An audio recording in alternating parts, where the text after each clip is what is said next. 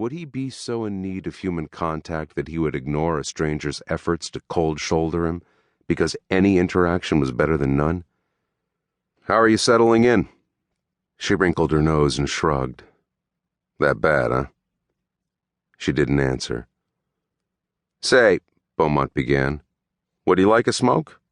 For old time's sake. It'll make you feel better." He forced himself to smile. The young woman's face lit up as if she'd won the lottery, and Beaumont felt even sadder for her. He rooted for the packet. "No," the woman said, holding up a palm. "I'd better not have one. I'll only start again.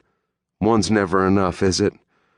But I wouldn't say no to a single drag, if you don't mind." She gestured at Beaumont's precious cigarette. Beaumont looked at it, too. He wasn't a sharing kind of guy, even if there was a hot chick half his age involved. He glanced up at the tall young woman. He looked at her bright red lips. She didn't appear to be sick. She didn't look like she was carrying some flesh-eating retrovirus. The hope in the woman's eyes tore down any resistance Beaumont had, and reminded him that he wasn't quite as soulless as he'd thought. There was no reason not to, but if a man was asking to share his cigarette, he would tell the fool to take a hike. But it wasn't a man asking. Maybe if he let her put his cigarette between her lips, she would let him. He offered the cigarette, and the young woman took it between two fingers of her left hand. She brought it up and set it between her red lips with surgical precision, puckering around the filter and tensing them. But she did not inhale. Beaumont watched, entranced. "That was close," the young woman said, taking the cigarette away, but this time with her right hand.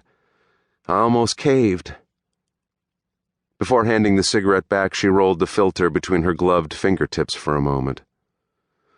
"Holding it was enough," the woman continued as Beaumont watched. "Your choice," he said, taking the precious cigarette back. A trace of lipstick was smeared on the filter. He took a drag. The young woman watched him, something in her eyes.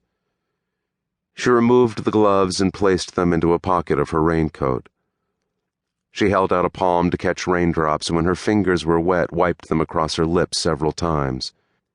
She took a handkerchief from a pocket and used it to wipe her lips clean. "Washing away the taste?" Beaumont asked, a little aroused. The woman smiled at him but said nothing.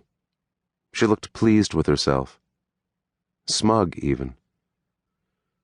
"So," Beaumont began, "what's your name?" She didn't answer. She just stared. "Hello? Anyone home?" Beaumont waved a hand before her face and laughed. No response. No wonder she was having a hard time fitting in when she was batshit crazy. "Right," he said with a big exhale, erection retreating, and regretting allowing this weirdo to intrude into his private time. He felt the annoyance building inside him, anger making him feel hot despite the cool rain pattering on his scalp. "All right, honey, I've humored you long enough. You can stop eyeballing me and be on your way. There's a good girl." "Soon," the woman said, staring. "Whatever." Beaumont turned away, loosening his tie. Damn it, he was really fucking wound up now. His heart was hammering.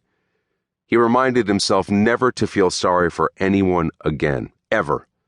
People were scum, always looking to take advantage. He tried to swallow, but his throat felt like sandpaper. This pissed him off even more. The smoke made him cough. Face red, he tossed the cigarette away. Was it sweat he felt on his forehead amongst the raindrops? He turned to head back into the office, only to see the young woman still standing there.